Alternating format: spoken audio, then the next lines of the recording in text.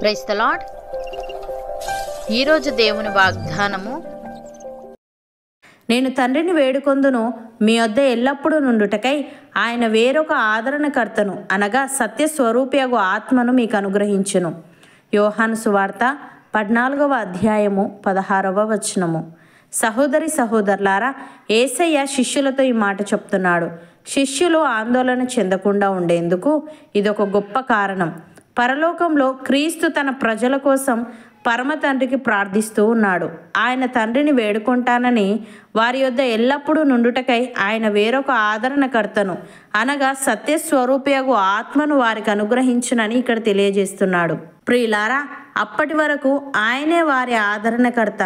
ఇప్పుడు తనలాంటి మరొకరిని పంపుతానని యేసయ్య వాగ్దానం చేస్తున్నాడు. ఈ ఆదరణకర్త విశ్వాసులకు స్నేహితుడు. వారితో ఎప్పటికీ ఉంటాడు, వారినెన్నడూ వదిలిపోడు. వారితో ఎప్పటికీ ఉంటాడు, వారినెన్నడూ వదిలిపోడు. చెయ్యి విడిచిపెట్టడు. నీతి న్యాయాలకు, పాపానికి సంబంధించిన అన్ని విషయాల్లో విశ్వాసులకు సలహాలు ఇస్తాడు. వారికి బుద్ధి చెప్తూ, సహాయపడుతూ, ఓదారుస్తూ ఉంటాడు.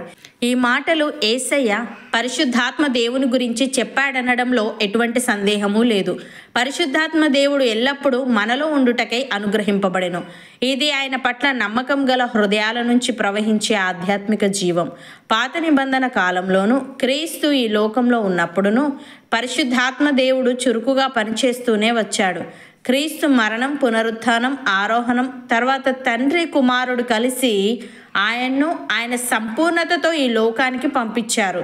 క్రీస్తు పరలోకానికి వెళ్ళిపోయిన తర్వాత ఉన్న ఈ యుగానికి మనం పరిశుద్ధాత్మ యుగం అని కూడా పేరు పెట్టవచ్చు. యేసుక్రీస్తు శ్రమ పడిన తరువాత 40 దినముల వరకు శిష్యులకు అగపడుచు, దేవుని రాజ్య విషయములను గూర్చి బోధించుచు, అనేక ప్రమాణములను చూపి వారికి తన్ను తాను సజీవునిగా కనపరుచుకొనెను.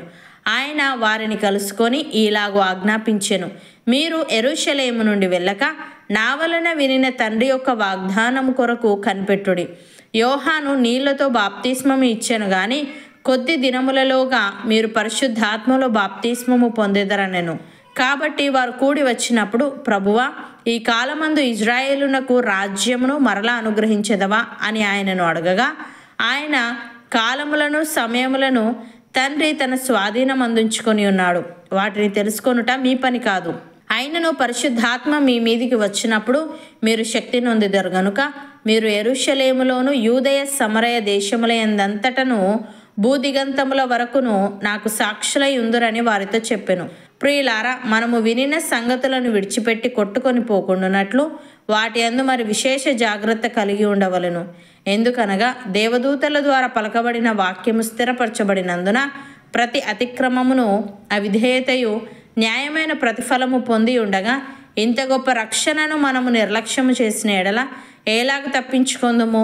అట్టి రక్షణ ప్రభు బోధించుట చేత ఆరంభమై దేవుడు తన చిత్తానుసారముగా సూచక క్రియల చేతను, మహత్కార్యముల చేతను, నానా విధములైన అద్భుతముల చేతను, వివిధములైన పరిశుద్ధాత్మ వరములను అనుగ్రహించుట చేతను వారితో కూడా సాక్ష్యమిచ్చుచుండగా వినిన వారి చేత మనకు దృఢపరచబడెను.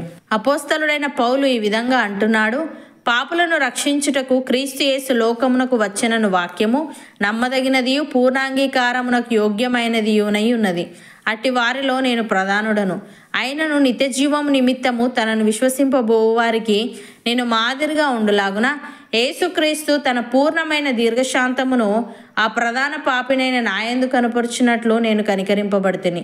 సకల యుగములలో రాజయుండి అక్షయుడును అదృశ్యుడు నగు అద్వితీయ దేవునికి ఘనతయు మహిమయు యుగయుగములు కలుగునుగాక అని.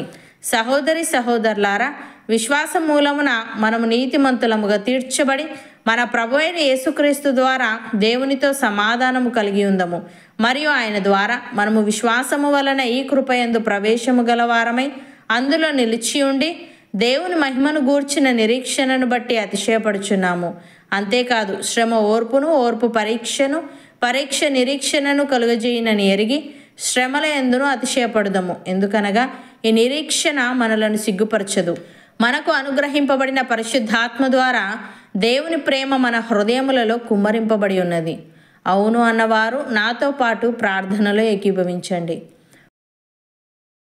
పరిశుద్ధుడా, ప్రేమగల తండ్రి, జీవముగల నా యేసయ్య, నీవు తండ్రిని వేడుకొందువని మా యొద్ద ఎల్లప్పుడూ నుండుటకై ఆయన వేరొక ఆదరణకర్తను అనగా సత్యస్వరూపయగు ఆత్మను మాకు అనుగ్రహించునని తెలియజేశావు. దేవా, మేము నీ వాగ్దానము కొరకు కనిపెట్టుకుని ఉండి పరిశుద్ధాత్మ చేత నింపబడి భూదిగంతముల వరకును నీకు సాక్షులమే ఉండుటకు సహాయము దయచేయమని, పాపులను రక్షించుటకు నీవు ఈ లోకమునకు వచ్చినను వాక్యము నమ్మదగినదియు పూర్ణాంగీకారమునకు యోగ్యమైనదియునై ఉన్నది గనుక మేము కనికరింపబడి విశ్వాసమూలమున నీతిమంతులముగా తీర్చబడి నీతో సమాధానము కలిగి ఉండుటకు కృపచూపమని, మేము వినిన సంగతులను విడిచిపెట్టి కొట్టుకొని పోకుండునట్లు వాటి యందు మరి విశేష జాగ్రత్త కలిగి ఉండే ఆత్మీయత మాలో ప్రతి ఒక్కరికి నీవే దయచేయమని యేసుక్రీస్తు నామమున ప్రార్థిస్తున్నాము తండ్రి. ఆమెన్.